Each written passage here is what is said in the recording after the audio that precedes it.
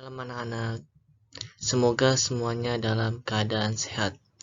Kembali lagi dengan Bapak Arif di pembelajaran pendidikan agama Islam dan budi pekerti. Insya Allah kali ini kita akan membahas iman kepada Allah. Sebelum kita membahas materi tersebut, alangkah lebih baiknya mari kita berdoa membaca surat Al-Fatihah. Berdoa dimulai.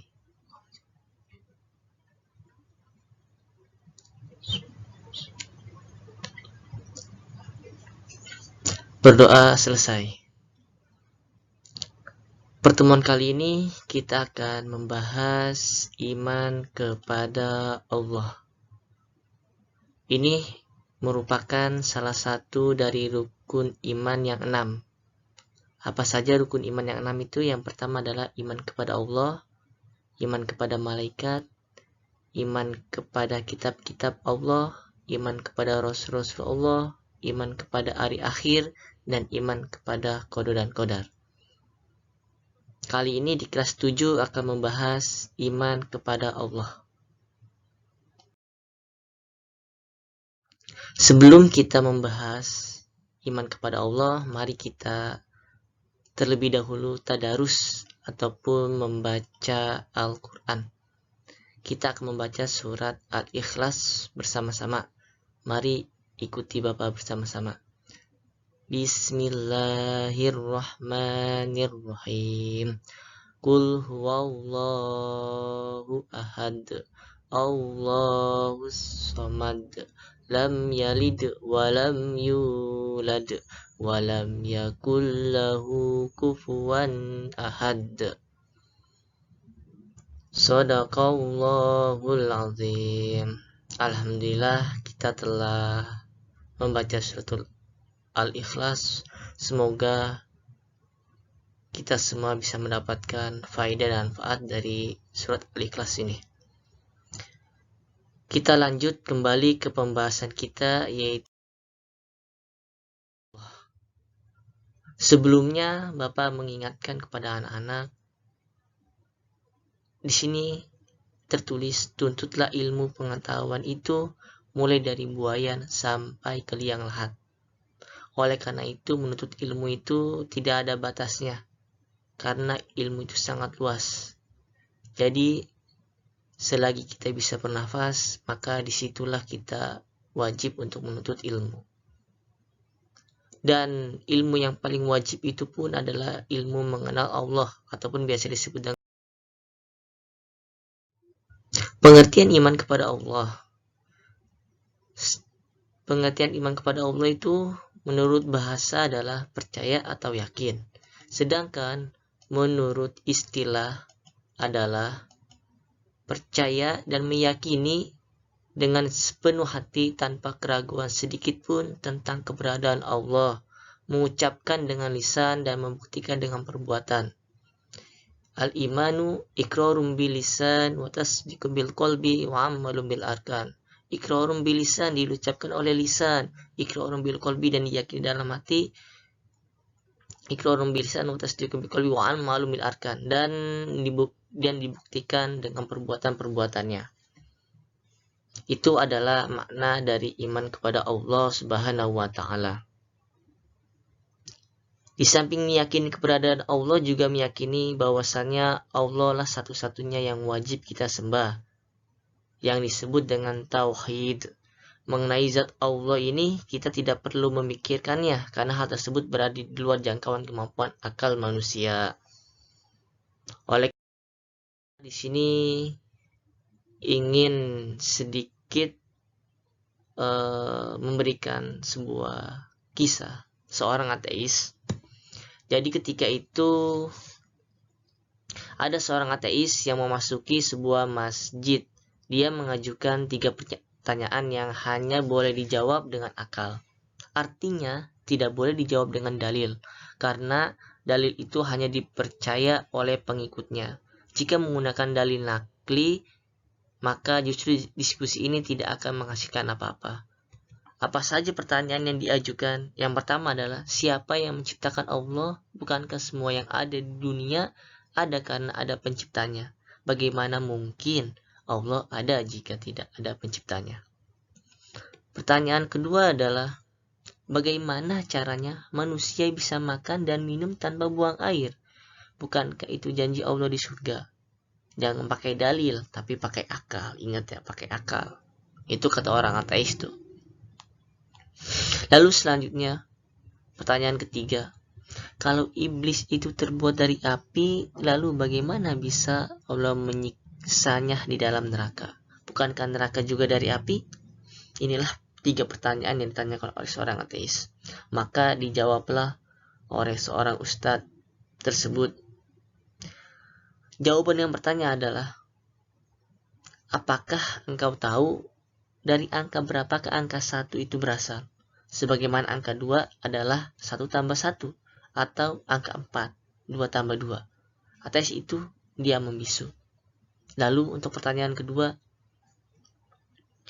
kembali yang tadi, jika kamu tahu bahwa 1 itu adalah bilangan tunggal, dia bisa mencipta angka lain, tapi dia tidak tercipta dari angka apapun. Lalu, apa kesulitanmu memahami bahwa Allah itu zat maha tunggal, yang maha mencipta, tapi tidak bisa diciptakan? Oleh karena itu, kita harus bisa meyakini bahwasannya Allah adalah pencipta segala sesuatu, dan Allah ada tanpa diciptakan. Lalu untuk pertanyaan kedua, saya ingin bertanya kepada Anda, apakah kita ketika dalam perut ibu kita semua makan? Apakah kita juga minum? Kalau memang kita makan dan minum, lalu bagaimana kita buang air ketika dalam perut ibu kita dulu? Jika Anda dulu percaya bahwa kita dulu makan dan minum di perut ibu kita, dan kita tidak buang air di dalamnya, lalu apa kesulitanmu mempercayai bahwa di surga kita akan makan dan minum juga tanpa buang air? Itu sesuai akal. Bagaimana ketika kita sedang di kandungan, otomatis tidak buang air, akan tapi kita tetap makan dan minum. Begitupun nanti di surga. Lalu untuk pertanyaan ketiga, sang ustadz itu menampar sang ateis dengan keras, sampai sang ateis marah dan kesakitan. Sambil memegang pipinya, sang ateis pun marah-marah kepada pemuda itu, tapi pemuda itu menjawab, seorang ustadz itu menjawab, tanganku ini terlapis kulit, tanganku ini dari tanah, dan pipi Anda juga terbuat dari kulit, dari tanah juga. Lalu jika keduanya dari kulit dan tanah, bagaimana Anda bisa kesakitan saya tampar? Ini adalah membuktikan bahwasannya kalau iblis itu di neraka akan menerima siksaan. Bukankah keduanya juga dicipta dari bahan yang sama, sebagaimana setan dan api neraka?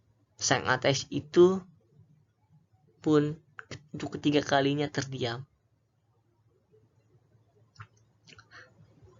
Oleh karena itu di sini memberikan pelajaran kepada kita bahwa tidak semua pertanyaan yang terkesan mencela ataupun merendahkan agama kita harus kita hadapi dengan kekerasan. Kita jawab dengan santun, dengan pikiran yang jernih, sehingga kita bisa menjawab semua pertanyaan-pertanyaan tersebut. Ini membuktikan bahwasannya Allah Subhanahu wa Ta'ala menciptakan semuanya itu sudah dengan teratur. Oleh karena itu, kita wajib meyakini bahwasannya Allah Subhanahu wa Ta'ala memang benar akan adanya. Ya, tanda-tanda. Lalu bagaimana kita mengetahui bahwasannya Allah itu ada? Buktinya apa? Buktinya ya adanya alam semesta ini. Buktinya alam semesta ini membuktikan bahwasannya Allah itu ada. Jika kita membaca kitab Al-Quran, banyak sekali yang mengatakan afillahi syak, tidak ada keraguan-raguan tentang adanya Allah Subhanahu wa Ta'ala.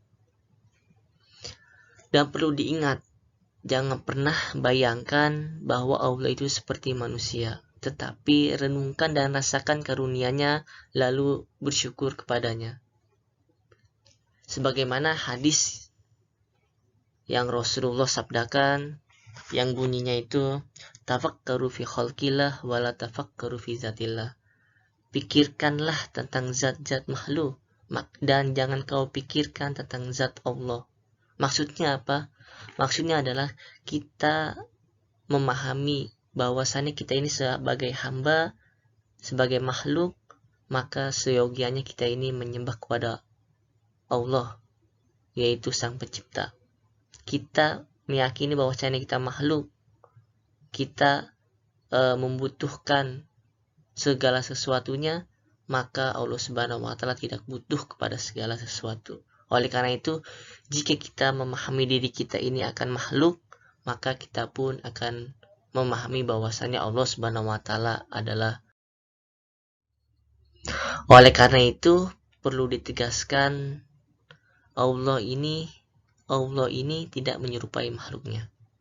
Sebagaimana dalam Quran Asy-Syura ayat 11 yang bunyinya laisa kamitslihi syai' wa huwas samiul basir. Maknanya tidak ada sesuatu pun yang serupa dengan Dia dan Dia yang Maha mendengar, Maha melihat. Jadi dalil ini adalah dalil yang kuat, dalil yang sangat-sangat jelas bahwasannya Allah Subhanahu wa Ta'ala tidak menyerupai makhluknya baik dari satu segi ataupun dari semua segi. Begitupun yang dikatakan oleh Imam Ahmad bin Hanbal dan Imam Az-Zunnun Al-Misri, beliau mengatakan mahma tasawwarta bibaligh fallahu bi khilafi dzalik. Apapun yang terlintas dalam benakmu tentang Allah, maka Allah tidak seperti itu. Karena kenapa? Karena yang terlintas dalam benak kita, apa yang kita pikirkan, apa yang kita bayangkan, apa yang kita renungkan, maka semuanya itu adalah makhluk. Jadi apapun yang terlintas, terpikir dalam benak kita semua, maka Allah Subhanahu wa Ta'ala tidak seperti itu. Lalu ada pertanyaan, Allah Subhanahu wa Ta'ala bagaimana, seperti apa? Maka kita jawab, Allah Subhanahu wa Ta'ala tidak bisa kita bayangkan dan kita tidak bisa kita pikirkan. Jadi kita harus bisa meyakini bahwasannya Allah Subhanahu wa Ta'ala tidak menyerupai makhluknya. Ini. Jika Allah menyerupai makhluknya, maka itu mustahil. Ini yang perlu kita ingat anak-anak semua. Iya, selanjutnya bagaimana kita untuk mengenal Allah Subhanahu wa Ta'ala, yaitu dari sifat-sifatnya. Ketika kita SD kita sudah membahas ya, ketika SD, ini pelajaran SD ada sifat 20. Sifat 20 itu apa? Ya, ini ya, wujud, qidam, baqo, mukhalafatul lil hawadisi. Coba kita bareng-bareng nyanyikan. Allah wujud, qidam, baqo, mukhalafatul lil hawadisi, qiyamuhu binafsihi wahdaniyah qudrah irada, ilmun hayan sama basar kalam, qadiran muridan, aliman hayan sami'an basiran mutakaliman. Jadi ini yang perlu kita ingat juga, sifat 20 yang telah dipelajari ketika kita SD ya. Allah wajib wujud. Wujudnya Allah itu tidak ada permulaan dan tidak ada akhiran. Dan Allah Subhanahu wa Ta'ala tidak serupa dengan makhluknya. Allah Subhanahu wa Ta'ala esanya bukan bilangan. Allah Maha mendengar, Maha melihat. Melihatnya Allah dan mendengarnya Allah tidak sama dengan makhluknya. Inilah yang perlu kita ingat-ingat, sifat 20 yang sering kita pelajari ketika kita SD, sering kita baca, ini sering kita nyanyikan bersama-sama. Allah wujud, qidam, baqo, mukhalafatul lil hawadisi. Ini sifat 20. Lalu kenapa sifatnya hanya 20? Karena yang dapat dijangkau, yang dapat diketahui dan juga dapat ditelaah dari Al-Quran dan hadis itu hanya 20 sifat ini, yaitu sifat wajib dan sifat mustahil bagi Allah. Lalu kemudian pada pertemuan kali ini di pelajaran kelas 7 kita akan membahas yang namanya Asmaul Husna.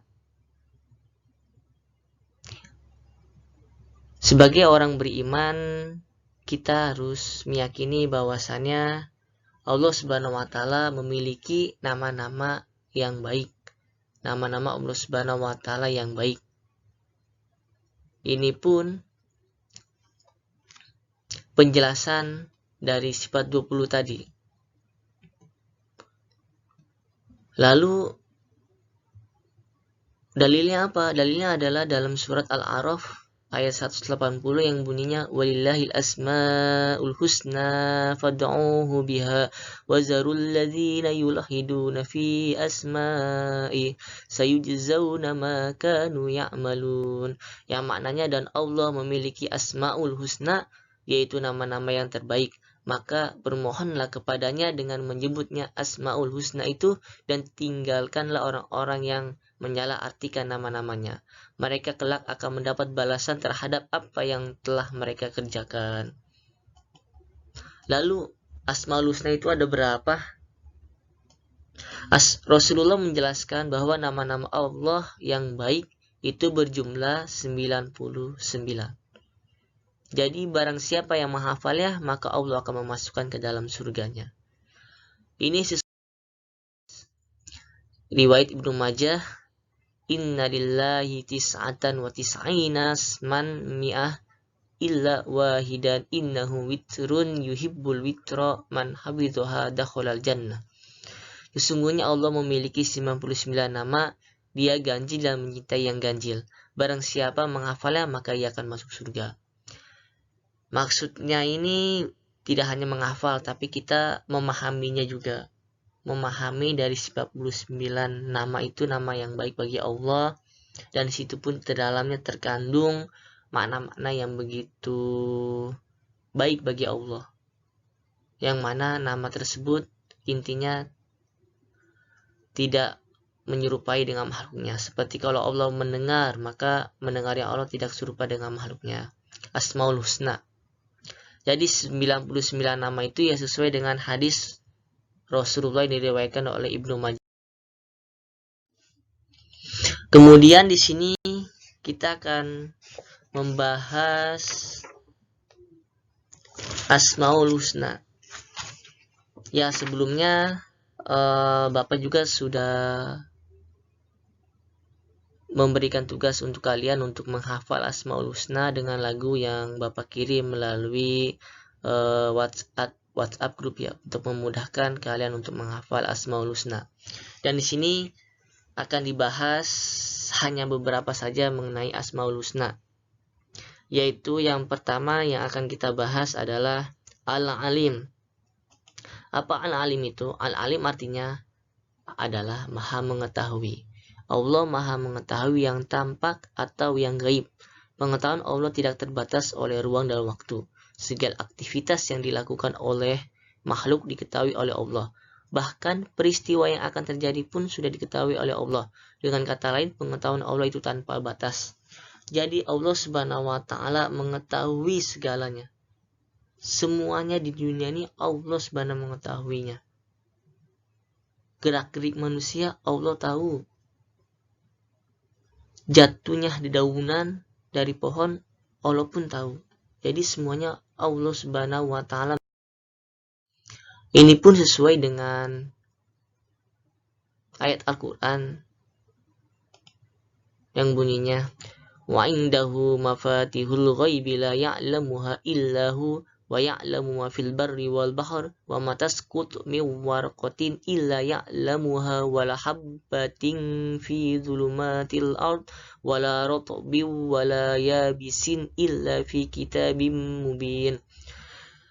Dan pada menurut Allah lah kunci-kunci semua yang gaib, tidak ada yang mengetahui kecuali Dia sendiri, dan Dia mengetahui apa yang ada di darat dan di laut.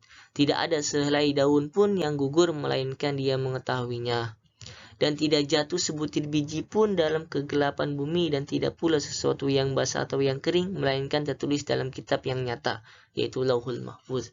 Jadi Allah Subhanahu wa taala mengetahui semuanya, dari hal yang terkecil sampai yang terbesar. Allah mengetahuinya. Oleh karena itu Allah memiliki nama Al-Alim yang artinya Allah Maha Mengetahui. Ya, Bapak di sini akan menceritakan ada 3 orang santri ya. Jadi kisah 3 santri yang memotong ayam. Kisah ini sangat populer ya. Jadi pada suatu waktu di sebuah pesantren ada seorang kiai yang amat menyayangi seorang muridnya. Hal ini menyebabkan murid-murid yang lain menjadi iri. Lama-kelamaan iri hati murid-murid ini diketahui oleh sang kiai. Beliau kemudian minta para santrinya untuk menunjuk 3 orang wakilnya. Setelah masing-masing wakil setiap di halaman pondok, sang kiai berkata, ya, santri tersebut kita beri nama si Zaid, si Umar, dan si Ali ya.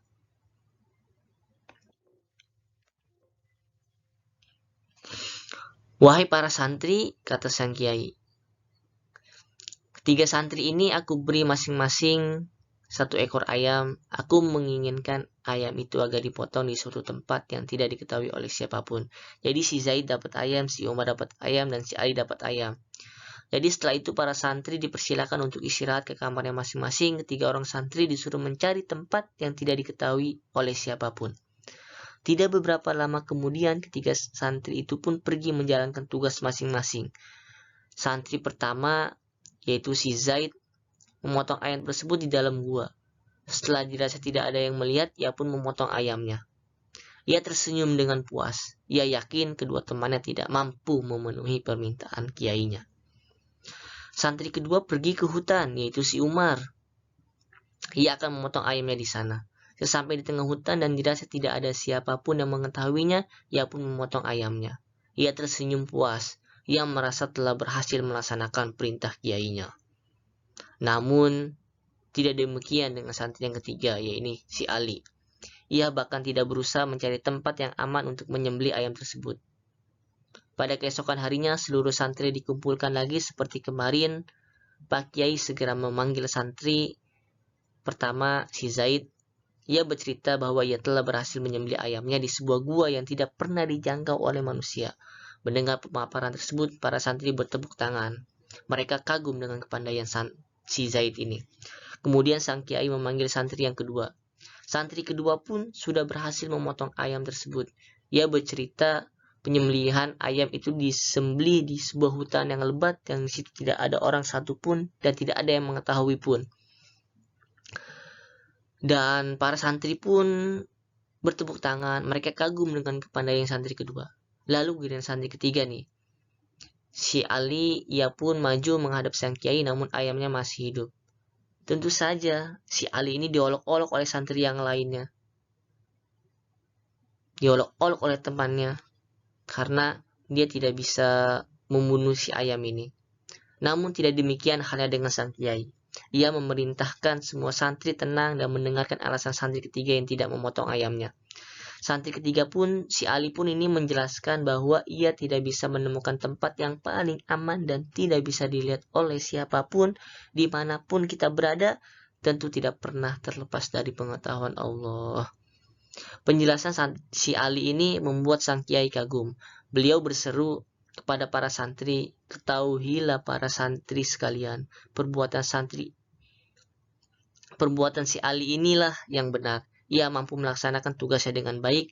Sekarang kalian tahu alasanku memperlakukannya secara istimewa. Mendengar penjelasan sang kiai, para santri mengakui kepandaian dan keikhlasan santri ketiga tersebut. Sejak saat itu mereka memahami perlakuan sang kiai, bahkan mereka menjadikan si Ali ini sebagai pembimbing mereka. Karena di dunia ini pasti semuanya diketahui oleh Allah Subhanahu wa taala. Sebagaimana si Ali ini ya, dia tidak berani memotong si ayam ini karena Allah Subhanahu wa taala selalu mengetahuinya. Begitupun kita nih. Ketika kita mengerjakan ulangan pun, meskipun tidak diketahui oleh guru, tidak diketahui oleh pengawas, tapi Allah Subhanahu wa taala Maha mengetahuinya. Maka disinilah dites kejujuran kita. Disinilah tes seberapa banyak ilmu yang telah kita dapatkan. Semoga dari kisah pendek tentang 3 santri yang memotong ayam ini kita bisa mengambil faedahnya lah. Jadi Allah Subhanahu wa taala mengetahui segalanya.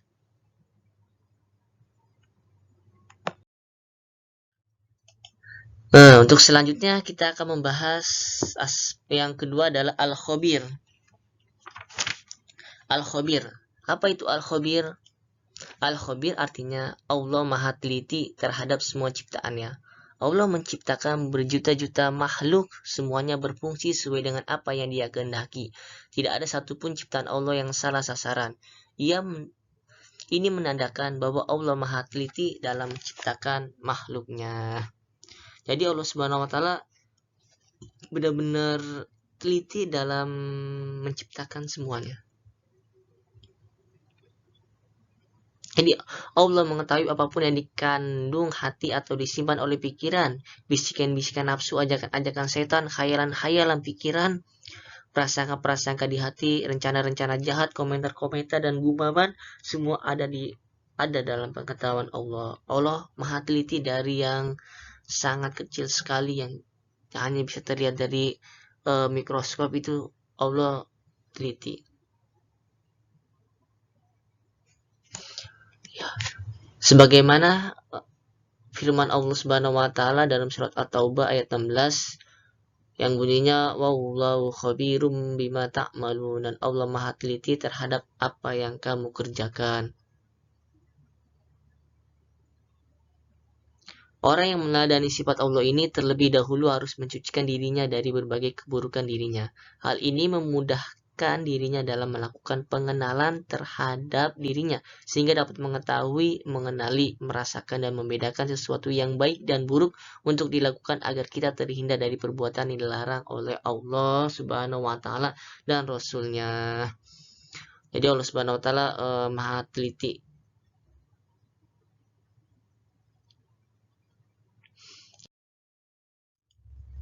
As-Sami'. As-Sami'. Apa itu As-Sami'? As-Sami' artinya Allah Maha mendengar. Mendengarnya Allah tanpa telinga. Allah dapat mendengar semua suara apapun yang ada di alam semesta ini. Pendengaran Allah tidak terbatas. Tidak ada satupun suara yang lepas dari pendengarannya, meskipun suara itu sangat pelan. Meskipun suara hati, Allah Subhanahu wa taala mendengarnya. Kenapa? Karena mendengarnya Allah itu tanpa telinga. Sedangkan makhluknya itu dengan telinga nih, dengan telinga. Otomatis kan kalau kita mendengar dengan telinga, pendengarannya itu terbatas. Sejauh mana telinga kita mendengar. Jadi pendengaran kita ini terbatas oleh apa yang kita dengar itu. Sedangkan Allah Subhanahu wa taala mendengarnya tanpa telinga, sehingga pendengarannya itu tidak terbatas dan mengetahui segalanya. Mengetahui apa yang sedang diperbincangkannya. Oleh karena itu menjadi hamba Allah yang Maha mendengar, seorang hamba Allah yang meneladani sifat Allah As-Sami', bukan hanya harus pandai dan tekun mendengar, tetapi juga memerhatikan kode etik terhadap pendengarannya. Ia hanya mendengarkan apa yang benar, halal, patut, dan baik untuk didengar. Mereka mendengarkan dengan seksama bila Al-Quran itu dibaca, meresapi, dan merenungi maknanya. Selanjutnya mengikuti perintah-perintah yang didengarnya. Sebagaimana dalam surat Al-Baqarah ayat 256, wallahu sami'un alim, dan Allah Maha mendengar lagi Maha mengetahui. Perlu diingat, mendengarnya Allah itu tanpa telinga. Dan selanjutnya Al-Basir. Apa itu Al-Basir? Al-Basir artinya Allah Maha melihat tanpa mata. Allah Maha melihat segala sesuatu yang ada di alam ini, baik yang tampak maupun tersembunyi, lahir maupun batin, besar maupun kecil, dan keseluruhan maupun detailnya. Dengan begitu, apa yang tersembunyi di dasar laut pun dapat dilihatnya. Tidak ada satupun yang terlepas dari penglihatannya. Baik di dasar maupun di angkasa, di jagat raya ini, Allah Subhanahu wa taala mengetahuinya. Kenapa? Karena Allah melihatnya tanpa dengan mata. Kalau dengan mata maka seperti dengan makhluknya. Kalau Allah sama seperti dengan makhluk itu mustahil. Allah Subhanahu wa taala melihatnya tidak mata. Karena kalau dengan mata itu penglihatannya terbatas. Sejauh mana mata kita memandang. Jika ada penghadang, ada tembok, kita nggak bisa ngelihat. kita tidak bisa lihat, ataupun kita tidak tahu nih, kita juga tidak bisa melihat dengan teman kita yang sedang di rumah karena sudah ditutup oleh tembok-tembok yang banyak. Akan tapi Allah Subhanahu wa taala Maha melihat semuanya. Ini melihat kalian yang sedang belajar, melihat di rumahnya, mungkin ada yang belajar sambil tiduran, sambil rebahan. Allah Maha melihat ini si ini nih, si A nih belajarnya sambil tiduran. Ini si B nih belajarnya rajin banget. Allah tahu tuh. Oleh karena itu Allah Maha melihat, ya kita harus sebaik mungkin, sebisa mungkin harus selalu berbuat baik. Baik dalam keadaan sendiri maupun dalam keadaan ramai. Sebagaimana firman Allah dalam surat Al-Hujurat ayat 18 yang bunyinya innallaha ya'lamu ghaibas samawati wal ard wallahu basirum bima ta'malun. Sesungguhnya Allah mengetahui apa yang gaib di langit dan di bumi, dan Allah Maha melihat yang kamu kerjakan, apa yang kamu kerjakan. Jadi Allah Subhanahu wa taala mengetahuinya nih. Jadi meskipun kalian di rumah dan leha-leha, Allah tahu tuh. Oleh karena itu fokus belajarnya biar paham, biar nggak salah paham. Oke anak-anak? Ya, oleh karena itu di sini ada beberapa hikmah yang perlu kita tangkap. Yang pertama adalah lahirnya potensi tauhid. Orang yang beriman dalam menghadapi berbagai persoalan dan peristiwa, baik menyenangkan atau menyakitkan, membahagiakan atau menyedihkan, negatif atau positif, semuanya itu diyakini bahwa hal itu tidak akan terjadi jika tidak karena adanya kehendak dari Allah. Jadi di sini akan menumbuhkan tauhid kita, bahwasannya Allah lah yang wajib kita sembah, dan kita pun hanya bergantung kepada Allah, bukan kepada makhluk. Dan juga di sini melahirkan sikap baik, sangka ataupun husnuzon.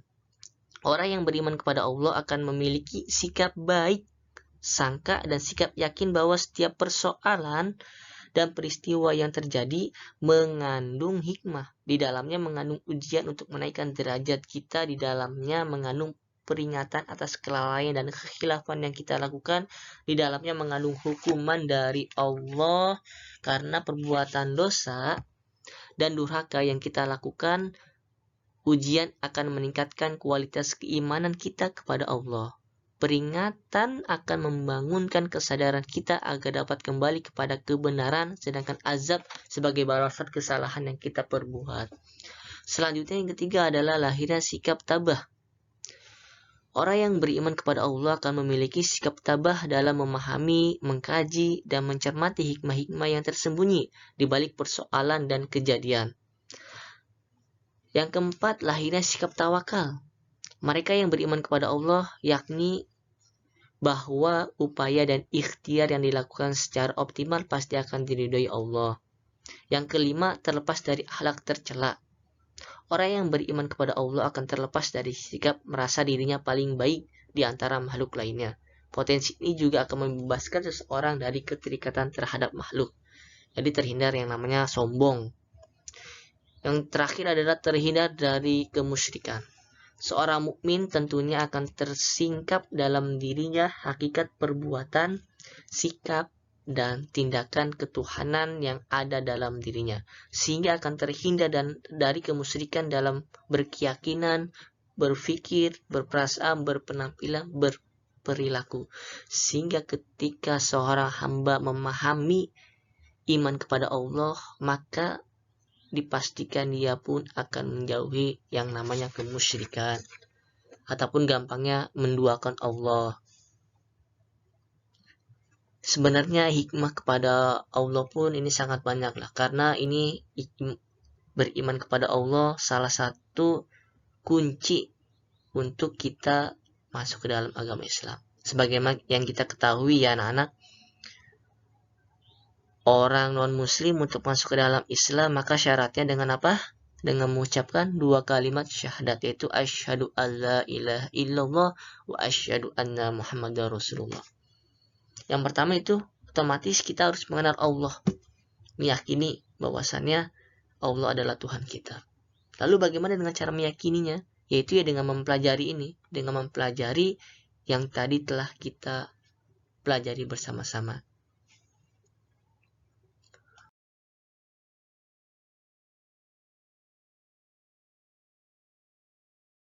Allah lebih mengetahui yang sebenar-benarnya.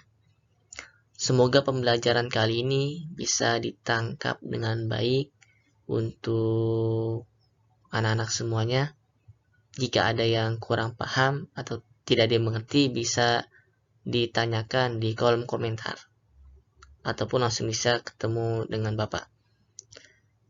Oke, kita akhiri dengan membaca surat Al-Asr. Bismillahirrahmanirrahim. Wal asr innal insana lafi khusr illa alladzina amanu bil haqqi wa tawasaw. Dan mari kita tutup dengan membaca hamdalah alhamdulillahirabbil alamin. Dari Bapak cukup sekian. Akhirul kalam wallahu muwaffiq ila aqwamit thariq. Wassalamualaikum warahmatullahi wabarakatuh. Jangan lupa like, comment, and subscribe. Oke.